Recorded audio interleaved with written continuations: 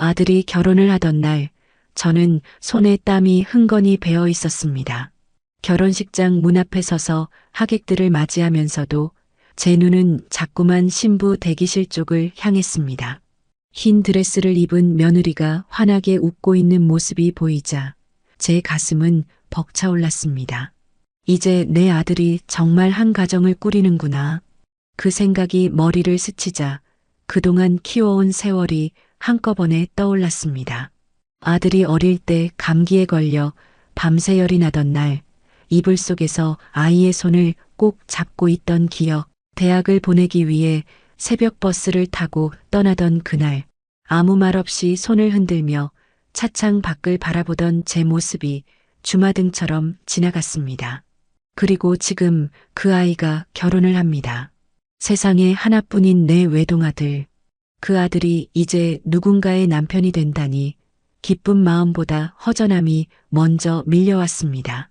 축하의 박수가 쏟아지는데 제 눈에서는 자꾸 눈물이 났습니다. 며느리를 처음 본 건 결혼을 앞둔 상견례 자리였습니다. 조용하고 눈웃음이 예쁜 아이였습니다. 말수는 많지 않았지만 눈빛에서 진심이 느껴졌습니다. 아들이 그런 아이를 데려왔다니 참 고맙고 다행스러웠습니다.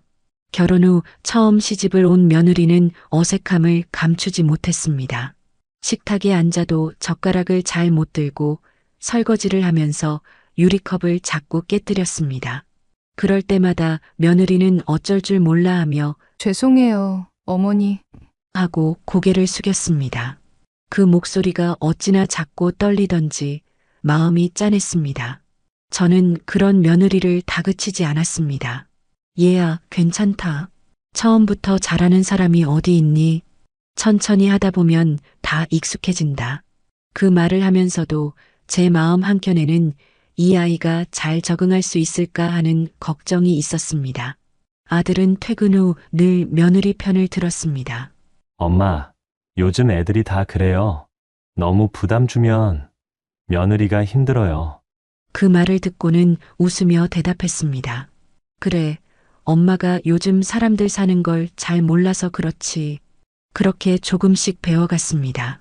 며느리는 살림에는 서툴렀지만 마음만큼은 참 따뜻했습니다.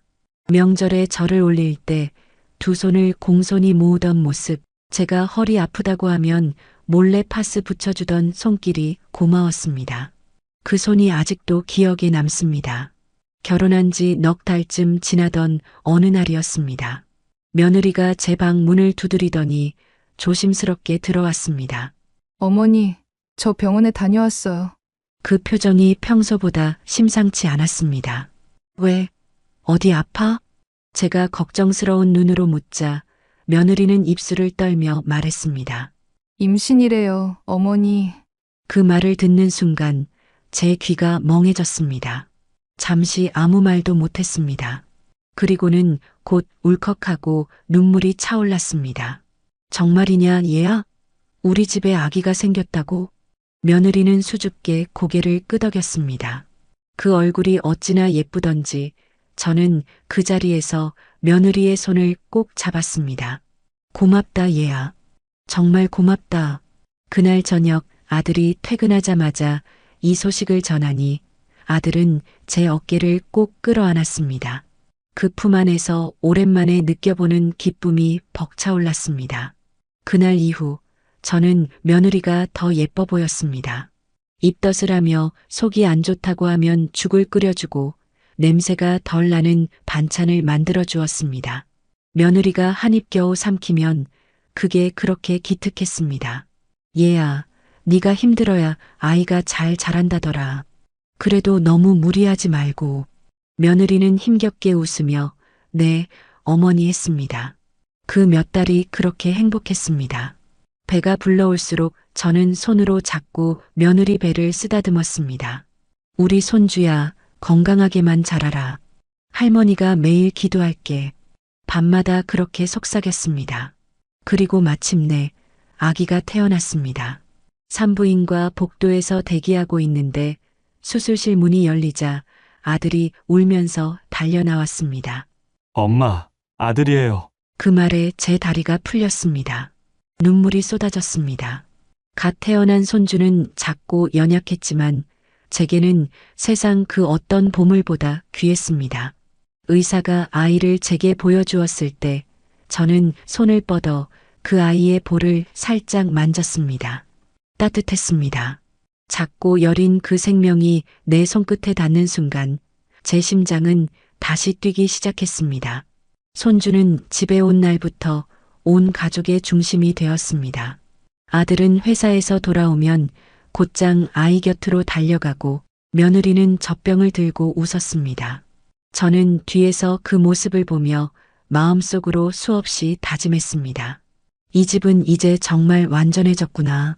아이의 이름을 짓는 날 온 가족이 모였습니다. 아들은 제게 물었습니다. 엄마, 손주 이름에 하늘이 들어가면 어떨까요? 밝고 맑은 뜻이니까요. 저는 고개를 끄덕였습니다. 그래, 하늘처럼 맑게 자라면 좋지. 그렇게 우리 손주는 하늘이가 되었습니다. 하늘이는 금세 우리 삶의 중심이 되었습니다. 제가 시장에서 장을 보다가도 아이가 좋아할 만한 작은 신발이나 모자를 보면 그냥 지나칠 수가 없었습니다. 이거 하늘이한테 꼭 어울리겠네. 그렇게 하나둘 사들고 오다 보니 아이 옷장엔 옷이 가득 찼습니다. 하늘이가 첫 뒤집기를 했을 때 며느리가 제 방으로 뛰어와 말했습니다. 어머니, 하늘이가 뒤집었어요. 그 말에 저는 부엌에서 손에 묻은 밀가루도 닦지 못한 채 뛰어나갔습니다.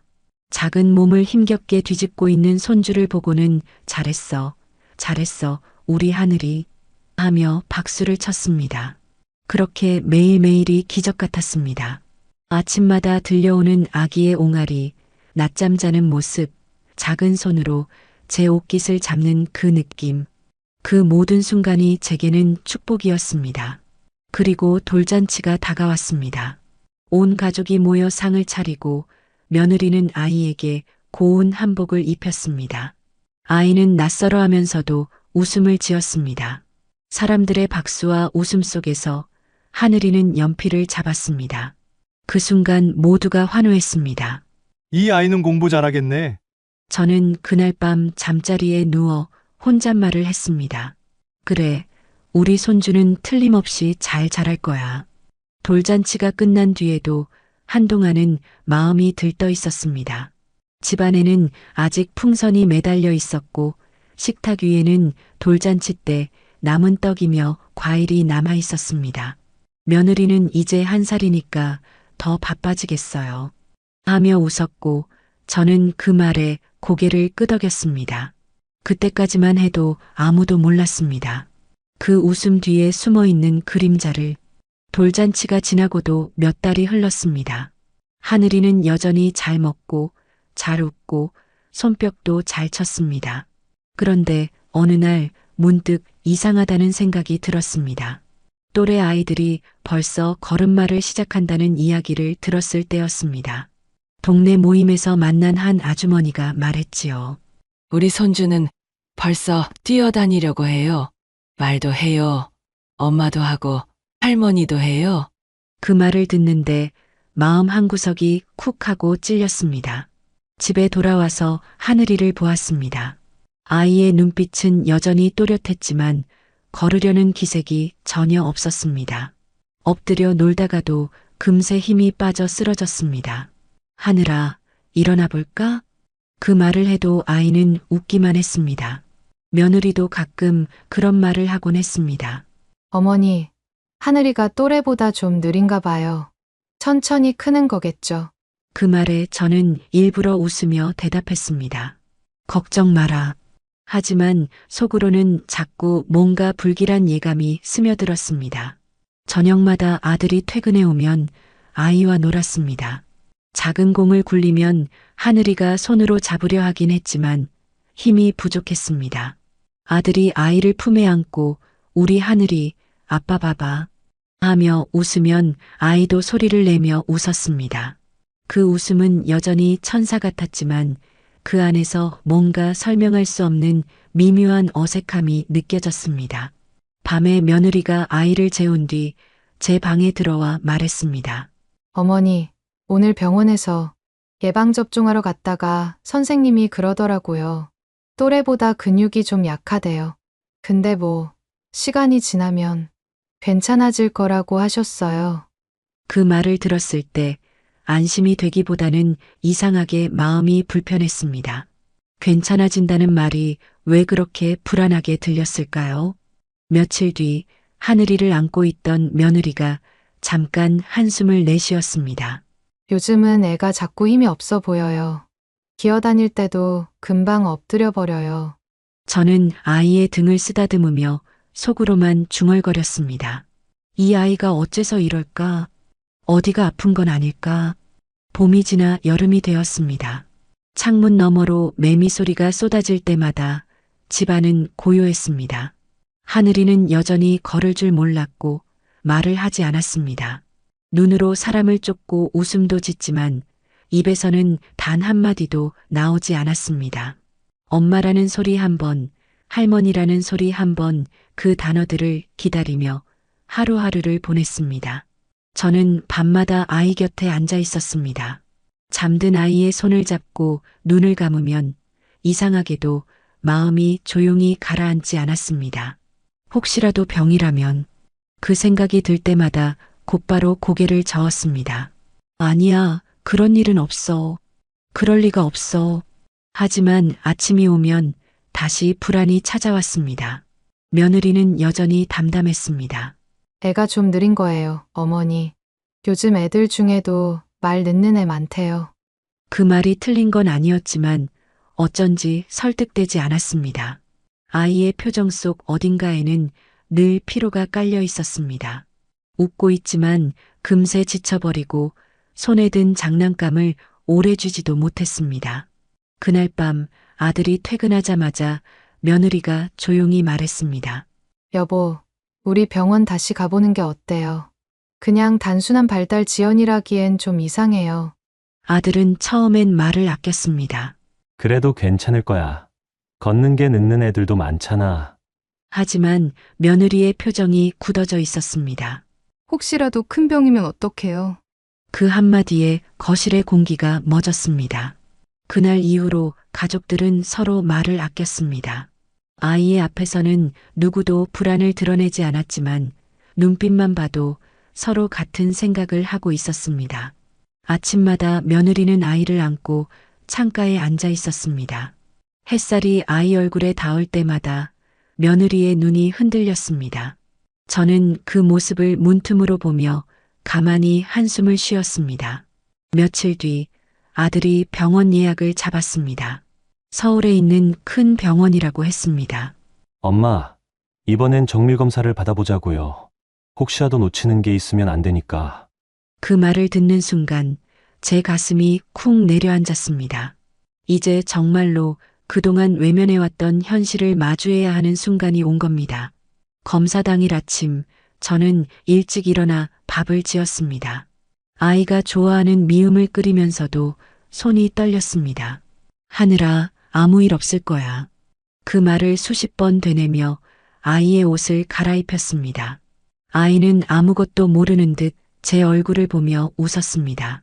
그 웃음이 그날따라 더 아프게 느껴졌습니다. 아들은 아이를 품에 안고 며느리는 작은 가방을 들었습니다. 병원으로 떠나는 세 사람을 문 앞에서 바라보며 저는 속으로만 중얼거렸습니다. 부디 아무 일 없기를. 그날따라 하늘은 맑았습니다.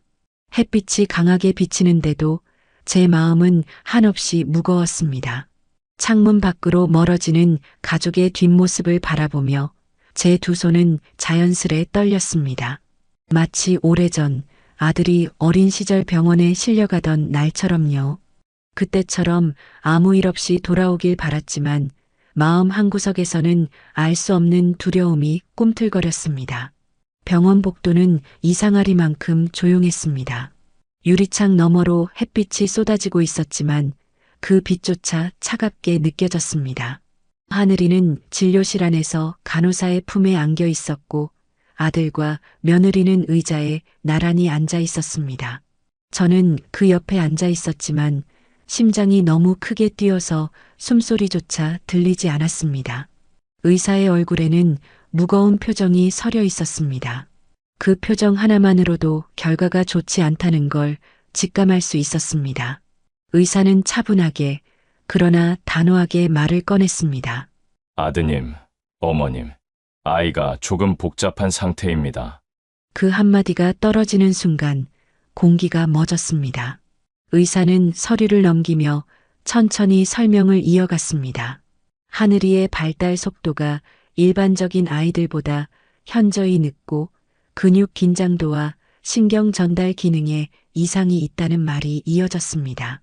저는 처음 듣는 낯선 의학 용어들을 하나도 이해할 수 없었습니다. 단지 의사의 입에서 흘러나온 희귀병이라는 단어만이 귓가에 박혀 남았습니다. 평생 걷기 어려울 수도 있습니다. 그 말이 들리자 제 머릿속이 새하얘졌습니다. 눈앞이 흔들렸습니다. 어느새 제 손은 무릎 위에서 꽉 쥐어져 있었고 손끝이 하얗게 질렸습니다. 며느리는 아무 말이 없었습니다. 고개를 숙인 채 손으로 입을 막고 있었습니다. 아들은 자리에서 일어나 의자 등받이를 잡았지만 마치 중심을 잃은 듯 휘청거렸습니다. 그 광경을 보며 저는 숨이 막혔습니다. 누군가 제 가슴을 움켜쥐는 듯 했습니다. 의사는 이어서 재활 치료를 권했습니다. 지속적인 관리로 조금이라도 근육 움직임을 도울 수 있다고 말했습니다. 하지만 그 말은 위로가 되지 않았습니다. 평생 걷기 어려울 수도 있다. 그 한 문장이 머릿속을 계속 맴돌았습니다. 평생이라는 말이 이렇게 잔인하게 느껴질 줄은 몰랐습니다. 진료실을 나왔을 때 복도의 공기가 다르게 느껴졌습니다. 사람들의 웃음소리, 아이 울음소리, 안내방송 그 모든 소리가 멀리서 메아리처럼 울렸습니다. 며느리는 한동안 말이 없었습니다. 아들은 하늘이를 안고 복도 끝까지 걸어갔습니다. 아이는 아무것도 모른 채 웃고 있었습니다. 그 웃음이 그렇게 아프게 다가온 적은 처음이었습니다. 병원 앞 벤치에 앉자 며느리가 조용히 입을 열었습니다. 어머니, 이런 병이 있는 줄 몰랐어요. 그 목소리는 울음인지 분노인지 알 수 없었습니다. 그 말 이후로 아무 말도 이어지지 않았습니다. 세 사람 모두 고개를 숙인 채 시간만 흘려보냈습니다. 집으로 돌아오는 차 안에서 창밖의 풍경이 흐릿하게 지나갔습니다. 햇빛은 여전히 따뜻했지만 그날은 그 빛마저 잔인했습니다. 도로 옆을 걸어가는 아이들의 모습이 보일 때마다 가슴이 먹먹했습니다. 우리 하늘이도 저렇게 걷고 뛰고 친구들과 놀 수 있을까?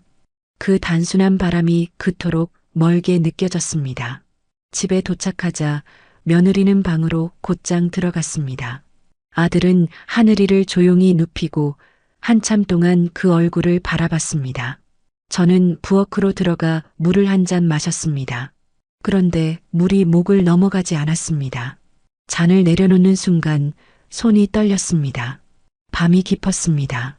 모두가 잠든 시간 저는 하늘이의 방 앞에 앉았습니다. 불 꺼진 방 안에서 아이의 숨소리가 들렸습니다. 규칙적인 숨소리, 아직은 평온한 그 호흡이 어쩐지 더 슬펐습니다. 손끝으로 문턱을 쓰다듬으며 눈물이 천천히 흘러내렸습니다. 하늘아, 왜 너한테 이런 일이 생긴 걸까? 소리내지 못하고 입술만 움직였습니다. 그 말이 공기 중에 흩어졌습니다. 며느리의 방불은 꺼져 있었습니다. 그러나 벽 너머에서 들려오는 흐느낌이 희미하게 들렸습니다. 그 울음소리가 마치 제 속에서 터져나오는 울음 같았습니다. 서로 다른 방에서 같은 울음을 삼키고 있었습니다. 그날 밤 저는 아무것도 할 수 없었습니다. 눈을 감으면 의사의 목소리가 들렸습니다. 평생 걷기 어려울 수도 있습니다. 그 말이 귀를 파고들며 끝없이 반복되었습니다. 그 문장은 하나의 저주처럼 머릿속에 각인되었습니다. 다음 날 아침 며느리는 눈이 퉁퉁 부은 채 부엌에 나와 있었습니다. 아들은 말없이 커피를 마셨습니다. 하늘이는 침대에 누워 천장을 바라보고 있었습니다. 그 표정이 그렇게 천진난만할 수가 없었습니다. 아이의 웃음은 여전했지만 그 웃음이 이제는 제 마음을 찢어 놓았습니다. 아들은 말없이 회사에 나갔습니다. 며느리는 하루 종일 말을 하지 않았습니다. 저는 아이 옆에서 그저 손을 잡고 앉아 있었습니다. 아무 일도 없는 듯한 그 작은 손이 제 세상을 붙잡고 있는 듯 했습니다. 시간이 멈춘 듯 했습니다. 하루가 지나도 이틀이 지나도 현실감이 없었습니다. 누군가 꿈이라고 말해주길 바랐습니다. 그렇지만 매번 눈을 뜰 때마다 똑같은 현실이 기다리고 있었습니다. 저녁이 되자 며느리가 조용히 말했습니다. 어머니, 앞으로 어떻게 해야 할까요? 그 말은 너무나 단순했지만 대답할 수 없었습니다. 제가 평생 살면서 어떤 어려움이 와도 버틸 수 있다고 생각했는데 그날 처음으로 아무 답도 할 수 없었습니다. 병원에서 진단을 들은 이후의 며칠은 말로 표현할 수 없을 만큼 길게 느껴졌습니다. 집안은 조용했습니다. 식탁 위에는 여전히 병원에서 가져온 서류가 놓여 있었지만 누구도 그걸 먼저 펼쳐보지 않았습니다. 아들은 말이 없었고 며느리는 하루 종일 방 안에 머물렀습니다. 저는 그 사이를 오가며 조용히 밥을 짓고 물을 끓이고 하늘이를 안아주었습니다. 하지만 그 무엇도 위로가 되지 않았습니다. 며느리는 한동안 아이 곁에 가까이 가지 않았습니다. 말로는 괜찮다고 했지만 그 눈빛 속에는 두려움이 자리 잡고 있었습니다. 아이의 병이 믿기지 않는 듯 멍하니 바라보다가 고개를 돌리곤 했습니다. 그럴 때마다 제 마음은 복잡해졌습니다. 이해해야 한다. 저 아이도 아직 젊고 감당하기 어려운 현실이겠지. 그렇게 스스로를 달래며 며느리를 탓하지 않으려 애썼습니다. 며칠이 지나자 아들이 진지한 얼굴로 제게 말했습니다. 하늘이를 병원에 다시 입원시키기로 했다고. 재활치료를 시작해야 한다고. 그 말을 듣는 순간 숨이 막혔지만 고개를 끄덕였습니다. 그래야지, 치료를 해야지. 그 한마디를 하고 나서 한동안 말을 잇지 못했습니다. 병원에서는 장기 입원을 권했습니다. 하늘이는 오랜 시간 동안 치료를 받아야 한다고 했습니다. 매일 같은 시간에 물리치료를 하고 근육을 움직이는 훈련을 해야 한다고 했습니다. 처음에는 아들과 며느리가 함께 병원에 다녔습니다. 하지만 시간이 지나면서 며느리의 얼굴이 점점 피곤해졌습니다. 밤새 아이를 돌보고 아침엔 출근을 준비하는 생활이 반복되었습니다. 며느리는 어느 날 조용히 제게 말했습니다. 어머니, 병원비가 너무 많이 들어요. 제가 일을 나가야 할 것 같아요. 그 말에 저는 잠시 멈췄습니다. 일을 해야 한다는 그 말이 틀린 건 아니었습니다. 치료비, 약가, 생활비 감당할 수 없는 금액이었습니다. 저는 며느리의 마음을 이해하려 했습니다. 그래, 내 형편도 생각해야지. 내가 병원에 있을 테니 일 보러 나가거라. 그 말을 하고 돌아서는 순간 묘한 서늘함이 스쳤습니다. 무언가 시작되고 동시에 무언가 멀어지고 있다는 느낌이 들었습니다. 그날 이후 저는 병원에 상주하기 시작했습니다. 작은 접이식 의자를 침대 옆에 두고 아이 옆에서 밤을 보냈습니다. 처음 며칠은 낯설었습니다. 의료기기에서 들려오는 일정한 소음, 밤마다 들리는 다른 아이들의 울음소리, 그리고 며느리 대신 제가 들어야 하는 그 모든 소리들. 하늘이는 여전히 잘 웃었습니다. 간호사가 와서 주사를 놓을 때도, 치료사가 다리를 움직일 때도 아이는 가끔 미소를 지었습니다. 그 웃음 하나가 제게는 하루를 버티게 하는 힘이었습니다. 저는 매일 아이의 손을 잡고 속으로 말했습니다. 우리 하늘이 조금씩이라도 괜찮아지자. 할머니가 옆에 있으니까 무섭지 않지? 시간이 지나자 병원 사람들도 저를 알아보기 시작했습니다. 간호사들은 인사를 하며 말을 걸어왔습니다. 할머니, 오늘도 일찍 오셨네요. 저는 웃으며 대답했습니다. 네, 이 녀석이 기다려서요. 그 말에 간호사는 조용히 미소를 지었습니다. 며느리는 점점 병원에 오는 날이 줄었습니다. 처음에는 일주일에 서너 번 오던 사람이 나중에는 한 번, 그마저도 바쁘다는 이유로 미뤄졌습니다. 아들은 회사와 병원을 오가며 지쳤지만 그래도 아이 옆을 자주 지켰습니다. 그러나 결국 그마저도 일 때문에 잦아들었습니다. 이제 병실에는 저와 하늘이만 남는 날이 많아졌습니다. 저녁이 되면 병원 복도 끝 창문 앞에 서서 하늘이를 안고 하늘을 바라보았습니다. 도시의 불빛이 반짝였지만 제 눈에는 하나도 들어오지 않았습니다. 아이의 숨결만이 제 곁을 지키고 있었습니다. 밤마다 아이는 고통스러운 재활치료를 받았습니다. 작은 몸이 바들바들 떨리고 눈가에는 눈물이 맺혔습니다. 저는 그 모습을 보면서도 울지 않았습니다. 울면 안 된다고, 아이 앞에서는 강해야 한다고 스스로 다짐했습니다. 하지만 병실 불이 꺼지고 아이가 잠든 후 저는 조용히 창가로 가서 눈물을 흘렸습니다.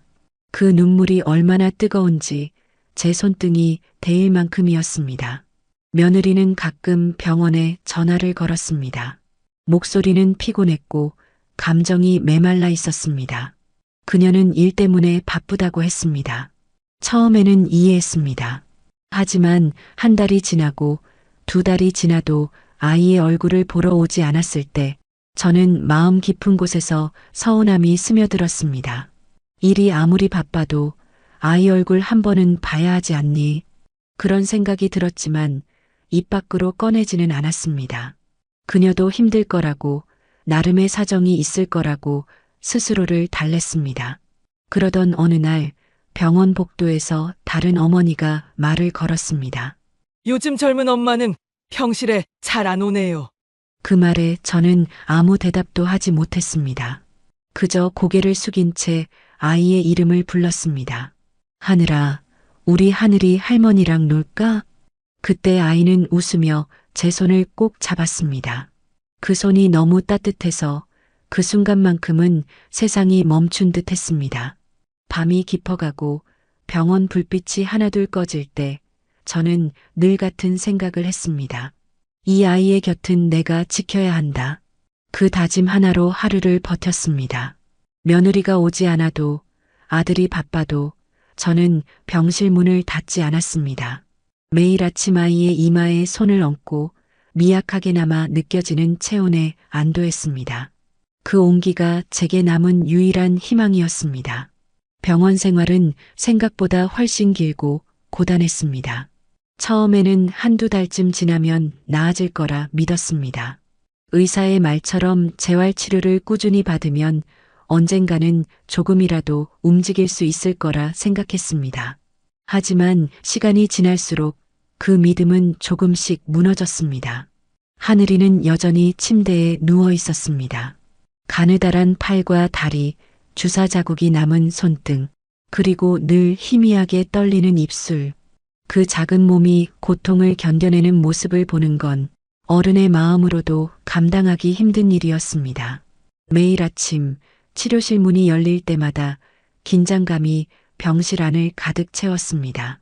하늘이는 천천히 밀려나오는 침대를 타고 치료실로 들어갔습니다. 간호사는 조심스레 문을 닫았고 그 문이 닫히는 소리가 유난히 크게 들렸습니다. 문이 닫히면 복도는 다시 적막했습니다. 남겨진 저는 문 앞에서 한참을 서 있곤 했습니다. 치료가 시작되면 멀리서 희미하게 들려오는 아이들의 울음소리가 들렸습니다. 그 소리 중에는 분명 하늘이의 울음도 섞여 있었습니다. 그 울음은 처음에는 짧고 끊겼지만 시간이 지날수록 길고 처절하게 이어졌습니다. 그때마다 저는 문 쪽으로 한 걸음 다가갔다가 멈췄습니다. 그 안에서 아이가 얼마나 힘든지 알면서도 대신 들어갈 수 없었습니다. 의사와 치료사의 손길이 아이에게 필요한 시간이라는 걸 알면서도 그 울음소리가 제 가슴을 찢고 있었습니다. 치료가 끝나고 아이가 돌아오면 얼굴은 땀으로 젖어 있었습니다. 이마에 맺힌 땀방울이 눈가로 흘러내릴 때마다 저는 손수건으로 조심히 닦아주었습니다. 작은 어깨가 들썩였고 숨소리는 거칠었습니다. 그때마다 가슴속에서는 묵직한 무언가가 끓어오르는 것 같았습니다. 울음이 목끝까지 차올랐지만 아이 앞에서는 참고 또 참았습니다. 괜찮다는 말조차 꺼낼 수 없었습니다. 그 말이 오히려 아이의 고통을 부정하는 것 같았기 때문입니다. 밤이 되면 하늘이는 깊이 잠들지 못했습니다. 몸이 아파서인지 혹은 낮의 고통이 기억에 남아서인지 자주 뒤척였습니다. 저는 침대 옆 의자에 앉아 아이의 머리맡을 지켰습니다.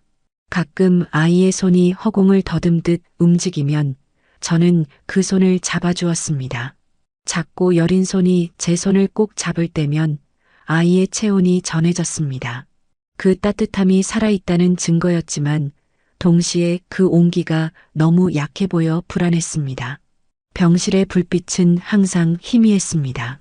밤새 켜진 스탠드의 불빛 아래 그림자가 길게 늘어져 있었습니다. 그 속에서 아이는 숨을 고르고 저는 묵묵히 바라보았습니다. 시간이 멈춘 듯 느리게 흘렀고 그 고요함 속에서 마음은 점점 무거워졌습니다. 가끔 다른 병실의 아이들이 웃는 소리가 들려왔습니다. 그 소리를 들으면 이상하게 눈물이 났습니다. 다른 아이들의 웃음이 부러워서가 아니라 우리 아이에게도 그런 날이 오길 바랐기 때문입니다. 언젠가는 저 소리처럼 맑게 웃을 수 있기를 마음속으로 수백 번 빌었습니다. 계절이 바뀌어도 병실의 풍경은 달라지지 않았습니다. 창밖에 나무들이 잎을 피우고 다시 지는 동안에도 아이의 시간은 늘 같은 자리에 머물러 있었습니다. 하루에도 수십 번 치료실을 오가며 움직이지 않는 다리에 자극을 주고 손가락을 구부리며 그 작은 몸이 버티는 모습을 바라보는 것만으로도 숨이 막혔습니다.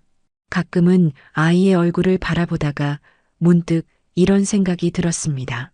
이 아이가 이렇게 힘든데 나는 왜 옆에서 아무것도 하지 못하는 걸까? 그 무력감이 제 마음을 짓눌렀습니다. 도와줄 수도 대신 아파줄 수도 없는 현실이 너무 잔인했습니다. 병원에서는 아이의 상태를 기록했습니다. 노트에 적힌 숫자들과 표들이 늘어나 갈수록 마음이 더 공허해졌습니다. 그 숫자 속에는 고통의 시간들이 담겨 있었고 하루하루의 기록이 쌓일수록 현실은 점점 단단하게 굳어갔습니다. 어느 날 재활 치료를 마친 아이가 눈을 감고 오랫동안 움직이지 않았습니다. 저는 놀라서 아이의 이름을 부르려다 멈췄습니다. 그저 조용히 아이의 이마에 손을 얹었습니다. 미세하게 움직이는 숨결이 느껴졌습니다. 그제야 안도감이 밀려왔지만 동시에 가슴이 무너졌습니다. 이렇게 작은 숨 하나에도 안심해야 하는 제 자신이 너무 초라하게 느껴졌습니다. 시간이 갈수록 제 얼굴에도 피로가 묻어갔습니다. 거울을 보면 낯선 얼굴이 비쳤습니다. 눈 밑에는 짙은 그림자가 생겼고 머리카락에는 하얀 실이 늘어났습니다. 하지만 그마저도 신경 쓸 겨를이 없었습니다. 아이 곁에서 보내는 하루가 전부였고 그것만이 제 삶이었습니다. 밤이 깊으면 창밖으로 도시의 불빛이 번졌습니다. 그 불빛은 멀리서 반짝였지만 제게는 닿지 않았습니다. 병원복도 끝까지 걸어가면 창문 너머로 희미한 달빛이 보였습니다. 그 아래에서 저는 늘 같은 소망을 빌었습니다. 내일은 조금이라도 나아지게 해주세요. 이 아이가 아프지 않게 해주세요. 그러나 다음 날이 와도 세상은 그대로였습니다. 시간이 흘러 어느새 계절이 몇 번이나 바뀌었습니다. 병원 복도의 벽 달력은 수차례 새 것으로 교체되었고 하늘이의 병상 옆에 놓인 작은 인형에는 먼지가 앉기 시작했습니다.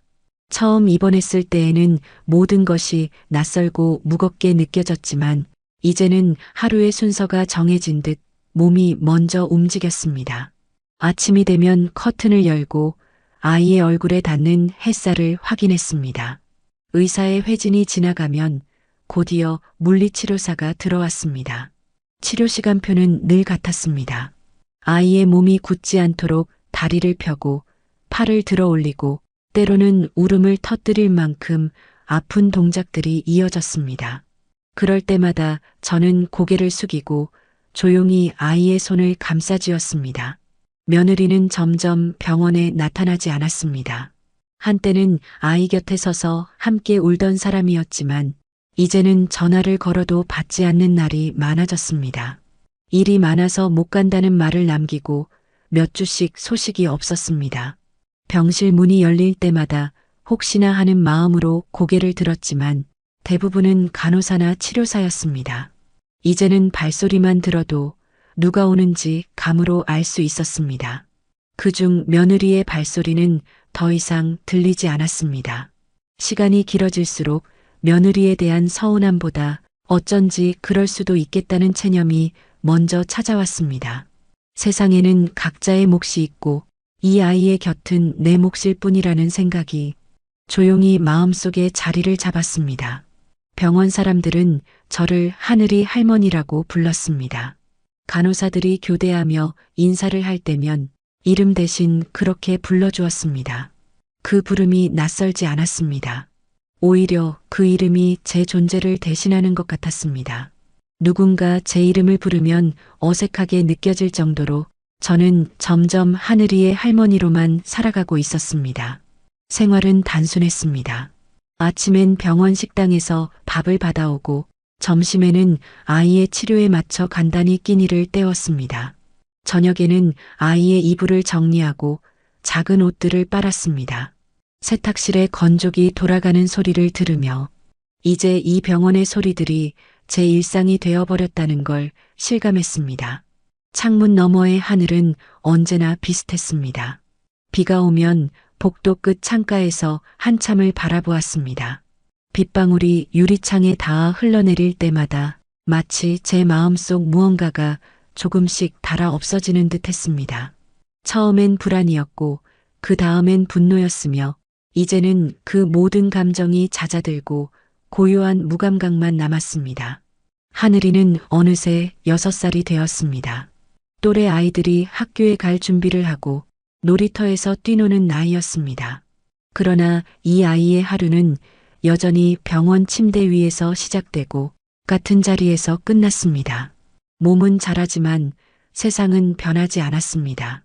그 사실이 가장 잔인했습니다. 며느리는 아이의 생일조차 있는 날이 많아졌습니다. 가끔 문자를 보내오기도 했지만 짧은 안부 정도였습니다. 그마저도 시간이 지나면 또 몇 달의 침묵이 이어졌습니다. 아들은 여전히 회사와 병원을 오갔지만 그의 얼굴에서도 지침이 보였습니다. 가정의 무게가 아니라 이 현실의 벽 앞에서 서서히 무너지는 피로였습니다. 저는 이제 혼자서 모든 걸 감당하는 일에 익숙해졌습니다. 낯설지 않았습니다. 오히려 누군가 도와주려 하면 어색했습니다. 그만큼 오래 버티다 보니 제 몸도 병원처럼 딱딱하게 굳어갔습니다. 허리가 자주 아팠고 손가락 마디가 부어올랐지만 그런 것들은 이제 별일이 아니었습니다. 이제는 제 아픔보다 아이의 호흡이 더 중요했습니다. 가끔 아이가 깨어서 웃을 때면 그 미소가 제 하루의 유일한 위로였습니다. 그 웃음 하나로 버티는 하루가 반복되었습니다. 세상에 기대는 법을 잊고 누군가를 원망하는 마음조차 사라졌습니다. 병원 복도의 불빛 아래에서 제 그림자는 길게 늘어져 있었습니다. 그 그림자가 아이의 침상력까지 닿아 있을 때면 이제는 두려움보다 이상한 안도감이 들었습니다. 그래, 내가 아직 여기에 있구나. 그 깨달음 하나가 제 존재의 증거였습니다. 밤이면 병실 창가에 앉아 조용히 아이의 머리카락을 쓰다듬었습니다. 아이의 숨결이 일정하게 이어질 때마다 마음속 깊은 곳에서 작은 희망이 피어올랐다가 이내 사그라들었습니다.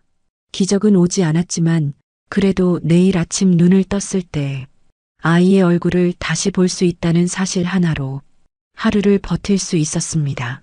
그렇게 시간이 흐르며 저는 손주의 아픔을 지켜보는 일이 더 이상 낯설지 않은 사람이 되어버렸습니다. 처음엔 견딜 수 없던 일들이 이제는 익숙해진 일상이 되었습니다. 그 익숙함이 슬펐지만 그마저도 제게 남은 삶의 이유가 되어 있었습니다. 시간은 참 잔인했습니다. 병원 창밖에 나무들이 수없이 잎을 피우고 또 져갔습니다. 그 사이로 하늘이는 10살이 되었습니다. 세월이 그렇게 흘렀다는 사실이 믿기지 않았습니다. 처음 병원에 들어왔을 때 아기였던 손주는 이제 또래보다 훨씬 작은 몸으로 휠체어에 앉아 창문 너머 세상을 바라보는 아이가 되어 있었습니다. 그동안의 치료는 멈춘 적이 없었습니다. 새로운 치료법이 나올 때마다 시도했고 의사가 바뀔 때마다 또 다른 희망을 붙잡았습니다. 하지만 결과는 언제나 같았습니다. 조금 나아지는 듯 보이면 다시 멈췄고 어느 날은 오히려 더 힘이 빠져버리기도 했습니다. 처음엔 의사들도 희망적인 말을 했습니다.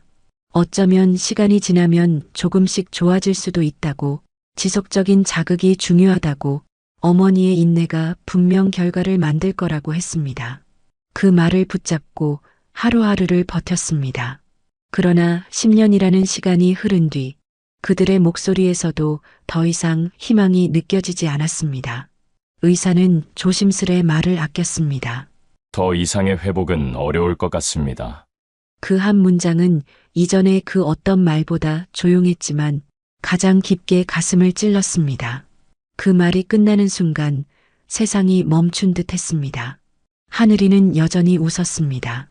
눈동자는 또렷했고 입가에는 늘 미소가 머물러 있었습니다. 하지만 그 웃음이 이제는 더 아프게 느껴졌습니다. 그 웃음이 아이의 의지이자 포기였기 때문입니다. 아들과 며느리는 점점 지쳐갔습니다. 긴 시간 동안 모든 걸 쏟아부었지만 달라지는 것이 없었습니다. 병원비는 계속 쌓였고 일상은 무너졌습니다. 두 사람의 얼굴에는 더 이상 예전의 빛이 없었습니다. 대화는 줄었고 서로의 눈빛 속에는 무거운 피로가 자리 잡았습니다. 어느 날 병실에 들어선 아들의 표정은 유난히 굳어 있었습니다. 말없이 의자에 앉은 그 모습에서 무언가 결심이 느껴졌습니다. 며느리 또한 조용히 고개를 숙이고 있었습니다. 그들의 눈빛만으로도 알 수 있었습니다. 이제는 끝을 정리해야 할 때가 왔다는 것을. 병실의 공기가 이상하게 무거웠습니다. 한참 동안의 침묵이 흐른 뒤 그들은 서로를 한번 바라보았습니다. 그 순간 모든 말이 필요 없었습니다. 오랜 세월 동안 버텨온 두 사람의 마음이 이미 같은 곳에 닿아 있었습니다. 하늘이를 집으로 데려가기로 했다는 걸 저는 그제야 알았습니다. 병원에서 보내온 서류에는 퇴원 일정과 절차가 적혀 있었습니다. 그 글자들이 눈에 들어오는 순간 손끝이 떨렸습니다. 이제 이곳에서의 시간이 끝난다는 의미였습니다. 기적은 오지 않았고 희망이 닳아 없어질 만큼 기다린 끝에 찾아온 건 고요한 포기였습니다. 그날 밤 병원 창문 너머로 보이는 하늘은 이상하리만큼 맑았습니다. 한 점의 구름도 없이 투명했습니다. 하지만 그 맑음 속에서 오히려 깊은 허무가 밀려왔습니다. 이토록 오랜 시간 동안 쌓아온 모든 기도가 어디로 흘러갔는지 그 끝이 어디인지 알 수 없었습니다. 퇴원 전날 하늘이는 유난히 평온했습니다. 침대 위에 앉아 창문 밖으로 떨어지는 햇살을 바라보며 미소를 지었습니다. 그 얼굴에는 아무 불안도 아픔도 없었습니다. 오히려 오랫동안 기다려온 평화가 깃든 듯 했습니다. 그 모습이 너무 맑아서 오히려 더 슬펐습니다. 아들은 병실 정리를 하며 차분하게 물건을 정리했습니다. 며느리는 작은 가방에 옷과 약을 넣으며 말없이 움직였습니다. 그들의 뒷모습을 바라보는 동안 제 마음속에서는 묵직한 감사와 미안함이 동시에 올라왔습니다. 10년이라는 세월 동안 지쳐버린 그들의 어깨가 이제는 버티는 대신 내려놓음을 택한 것이었습니다. 아이의 침대 시트를 걷고 오래 사용한 인형을 꺼냈습니다. 낡고 해진 인형의 털 사이로 손끝이 스쳤습니다. 그동안 이 인형이 얼마나 많은 밤을 함께했는지, 얼마나 많은 울음과 위로를 들었는지 생각하니 목이 메었습니다. 다음 날 아침 병원 복도는 평소처럼 분주했습니다. 의사와 간호사들이 오가고 다른 아이들의 울음소리가 들렸습니다. 하지만 제 귀에는 아무 소리도 들리지 않았습니다. 하늘이의 휠체어가 복도를 지나갈 때 그 바퀴가 내는 소리가 유난히 또렷하게 울렸습니다. 그 소리가 마치 지난 세월을 하나씩 지워나가는 것 같았습니다.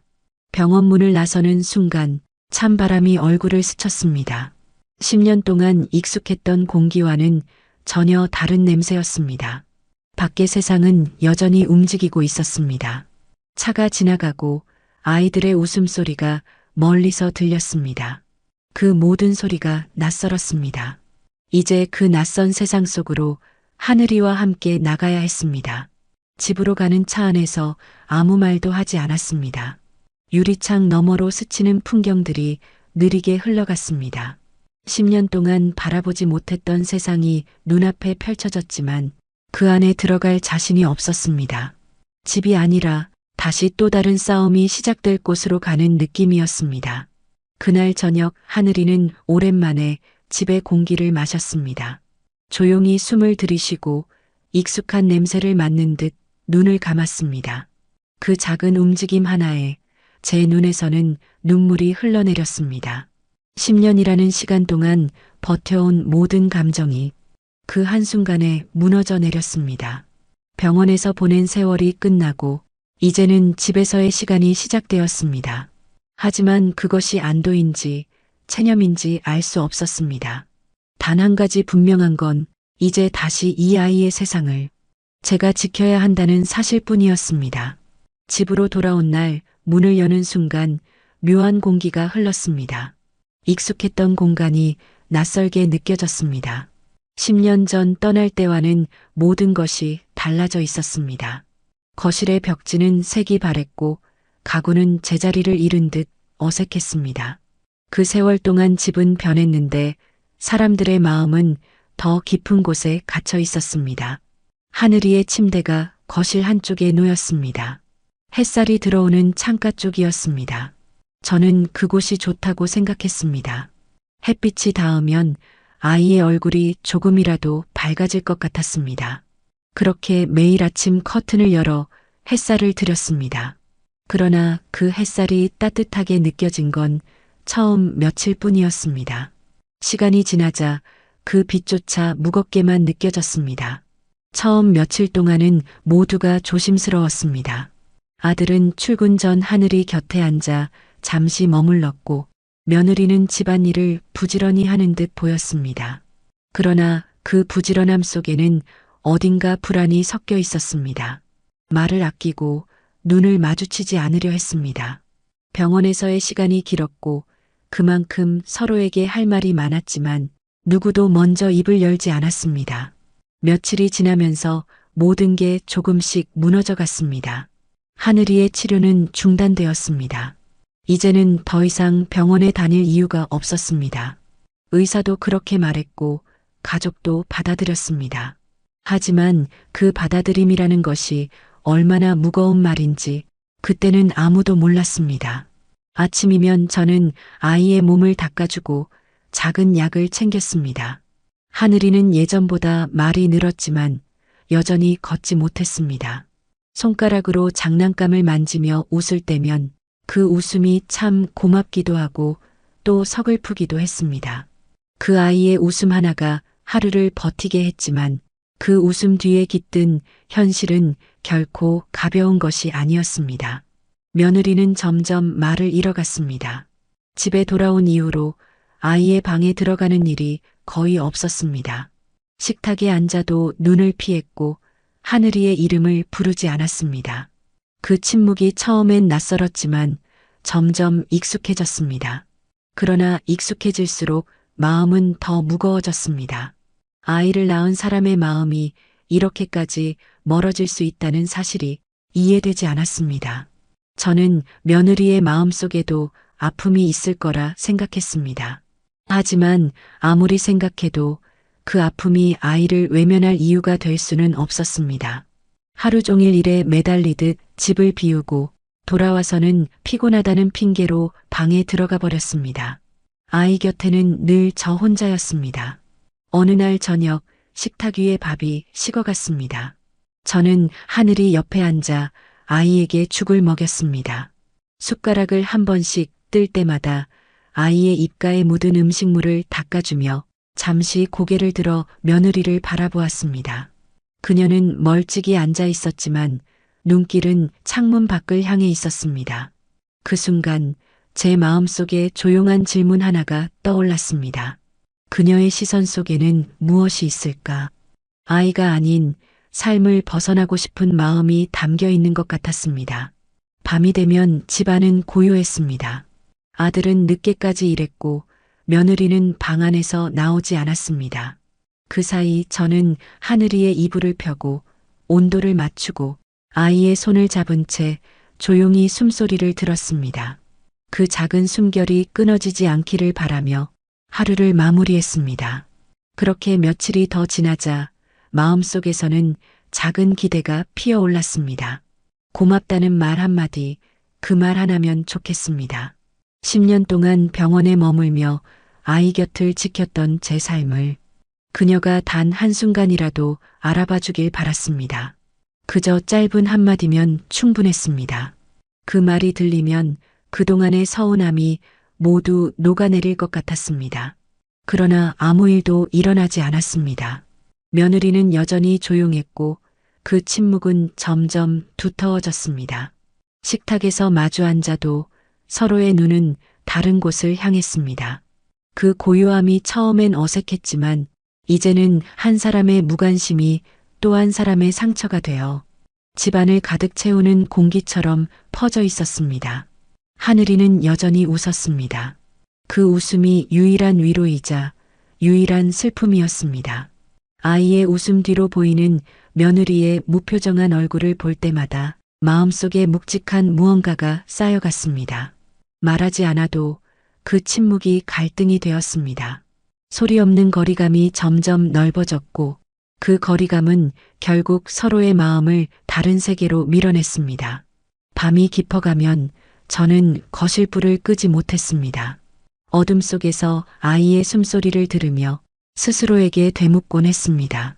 무엇을 잘못했을까? 왜 이렇게 되어버렸을까? 그 물음에는 끝이 없었습니다. 답을 찾지 못한 채 시간만이 또 하루를 밀어내며 흘러갔습니다. 그날도 하루는 똑같이 흘러갔습니다. 햇살이 거실 창문으로 들어오고 식탁 위에는 미지근한 밥이 놓여 있었습니다. 하늘이는 휠체어에 앉아 조용히 인형을 만지고 있었습니다. 저는 아이의 머리카락을 정리하며 잠시 며느리 쪽을 바라보았습니다. 그녀는 식탁에 앉아 차를 마시고 있었습니다. 표정은 여느 때처럼 무심했습니다. 그동안의 세월이 주마등처럼 떠올랐습니다. 병원에서 보냈던 긴 시간들, 그때의 냄새와 소리, 그리고 아이의 울음. 모든 순간에 제 곁에 며느리는 없었습니다. 그럼에도 저는 한 번쯤 진심으로 고맙다는 말을 들을 수 있기를 바랐습니다. 그 바람이 오늘따라 유난히 크게 밀려왔습니다.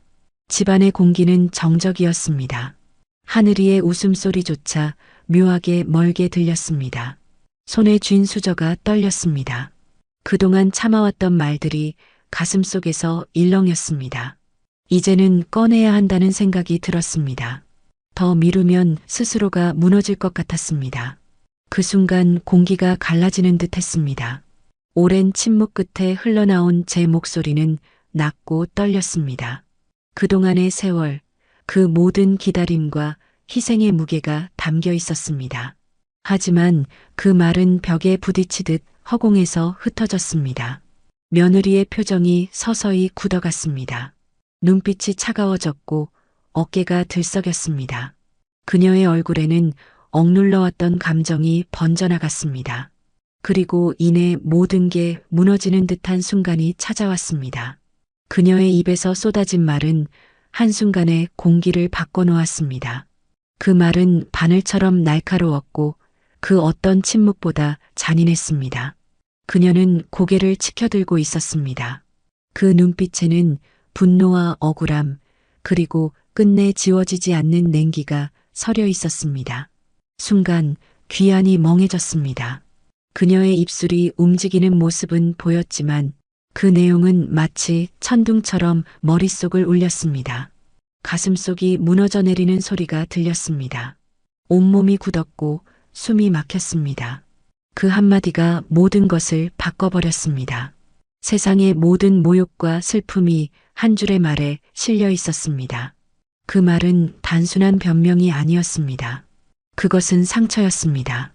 사람의 마음을 송두리째 찢는 한 줄의 독처럼 그녀의 말이 제 가슴에 깊이 박혔습니다. 그 순간 제 안에서 무언가 끊어졌습니다.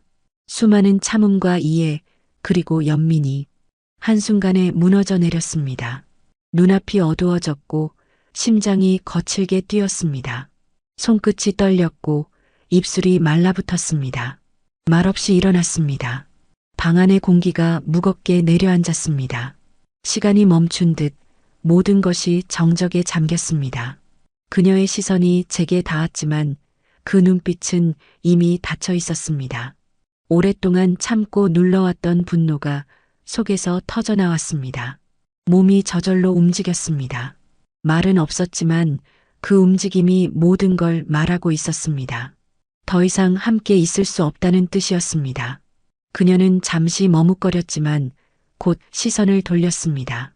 그 짧은 눈빛 속에는 후회도 두려움도 없었습니다. 오직 차가운 체념만이 자리하고 있었습니다.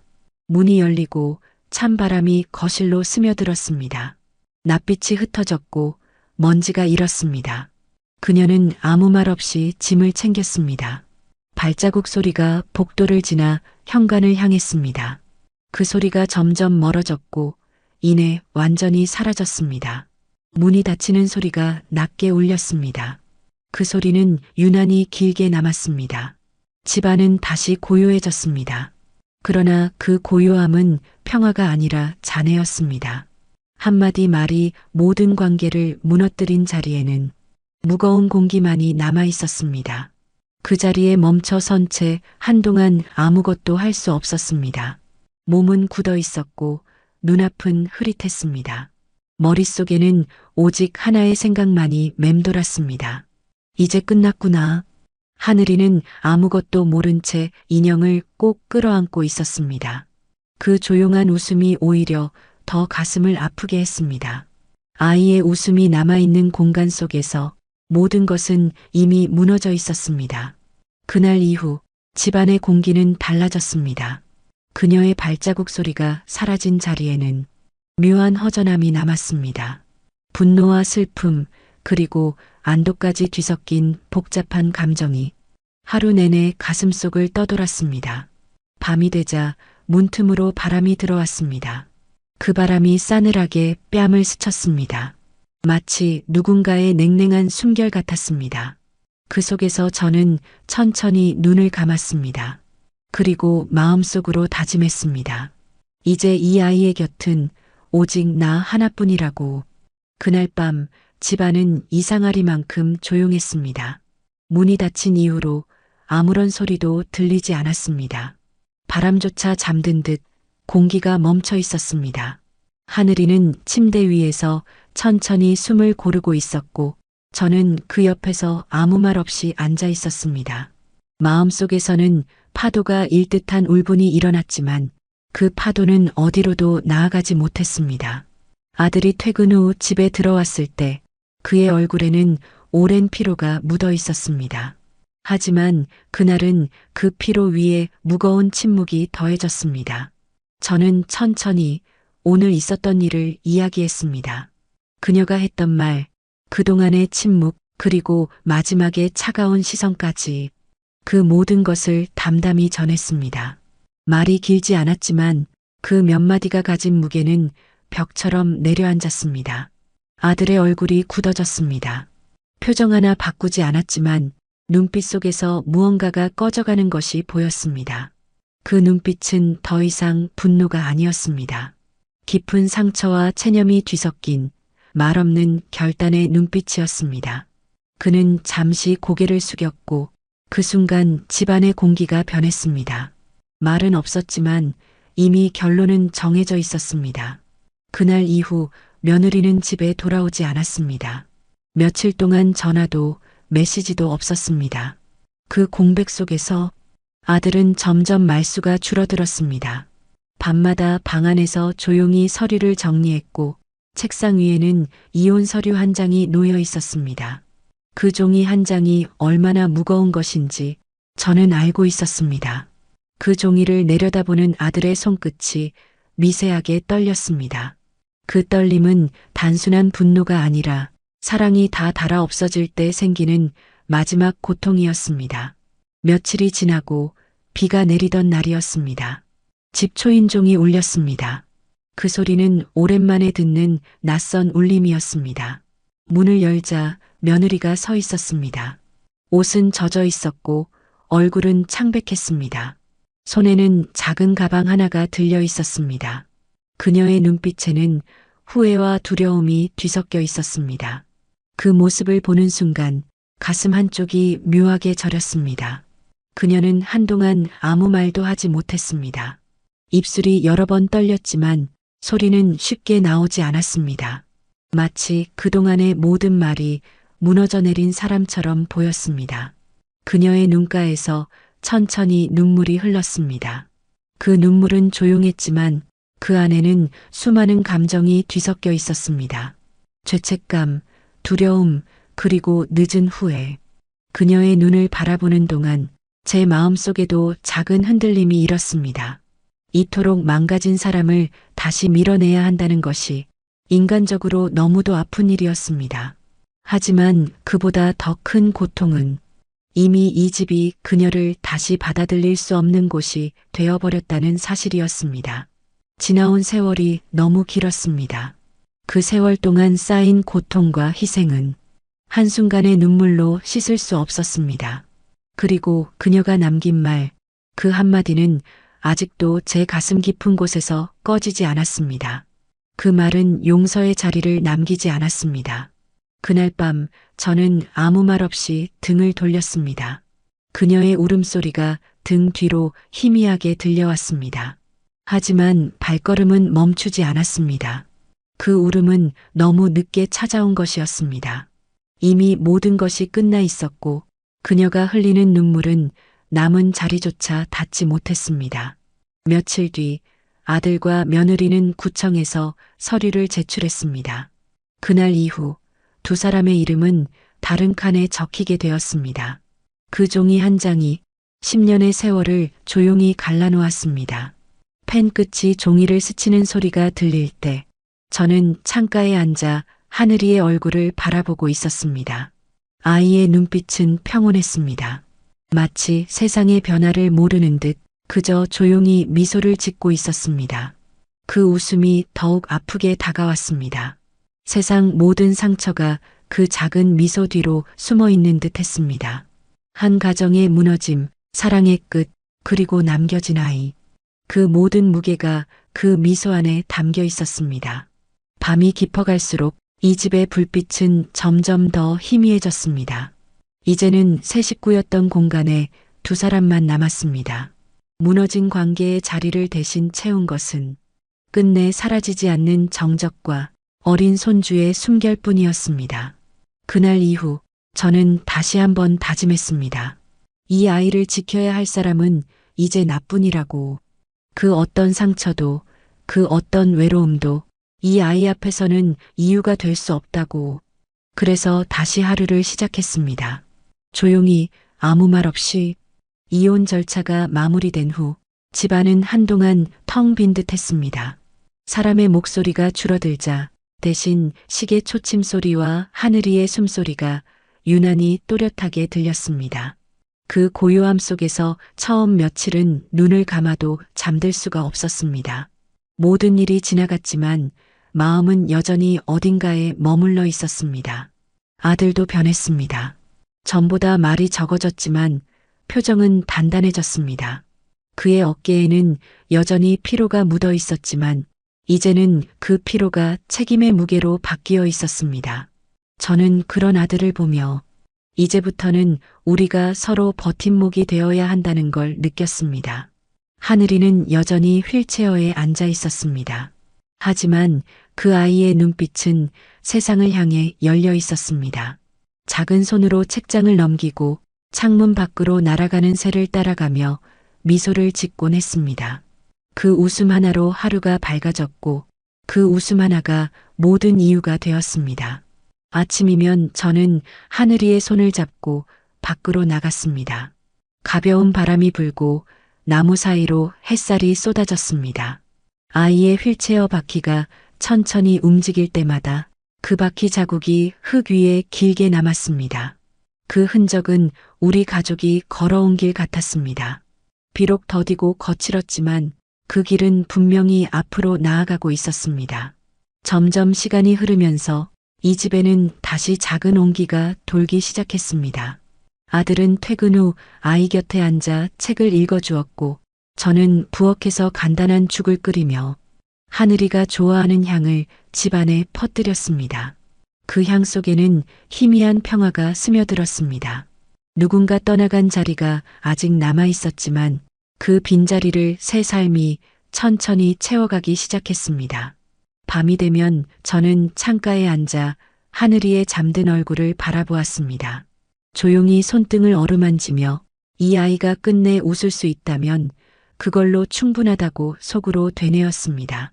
그 한마디가 제 하루의 마지막 기도이자 내일을 살아가는 힘이 되었습니다. 세월은 여전히 흐르고 이 집에도 또다시 계절이 바뀌어 옵니다.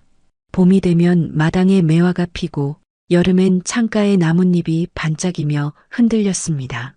가을에는 노랗게 물든 잎이 마당에 내려앉았고 겨울에는 눈이 소리 없이 세상을 덮었습니다.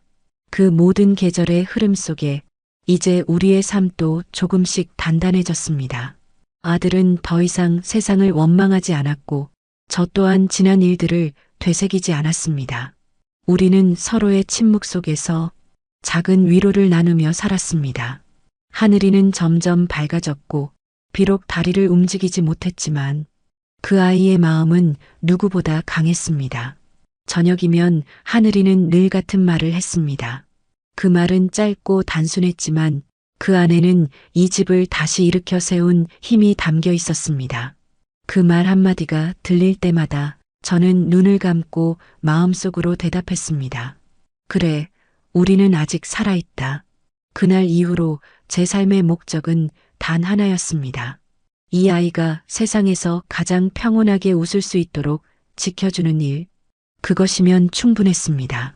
세상이 등을 돌려도 시간이 흘러 모든 것이 변해도 그 웃음만은 잃지 않게 하겠다고 다짐했습니다. 어느 날 저녁 햇살이 거실 안으로 길게 들어왔습니다. 아이의 얼굴이 그 빛 속에서 환하게 물들었습니다. 그 미소를 보는 순간 지난 세월의 고통이 천천히 사라지는 듯 했습니다. 모든 상처가 한순간에 치유되진 않았지만 그 미소 하나로 모든 것이 충분했습니다. 이제 저는 더 이상 과거를 돌아보지 않습니다. 상처는 사라지지 않았지만 그 자리를 삶이 채웠습니다. 그리고 그 삶의 중심에는 늘 손주가 있었습니다. 그렇게 우리는 새 식구로 남았습니다. 상처를 가진 채로 그러나 꿋꿋하게 누군가에게는 불행처럼 보일지 몰라도 우리에게는 다시 시작된 평온이었습니다. 밤이 되면 조용히 기도했습니다. 오늘 하루도 무사히 지나가게 해주셔서 감사합니다. 그 한 문장이 이제 제 인생의 전부였습니다. 고통을 겪었기에 이제야 진심으로 감사할 수 있었습니다. 창밖에는 별이 하나 둘 떠오르고 있었습니다. 그 별빛이 하늘이의 이마 위에 고요히 내려앉았습니다. 그 모습을 바라보며 저는 미소를 지었습니다.